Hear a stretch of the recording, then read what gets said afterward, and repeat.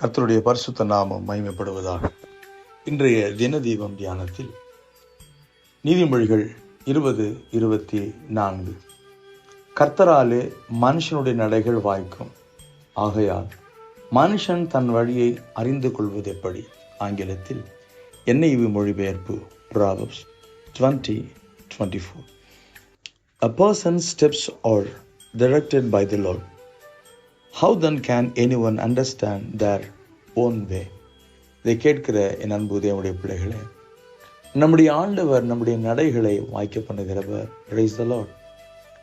நம்முடைய முயற்சிகளிலே, நாம் எடுத்துக்கொள்கிற காரியங்களிலே தடைகள் எழும்பலாம், எதிர்ப்புகள் உருவாகலாம், இடைஞ்சல்கள் ஏற்படலாம்.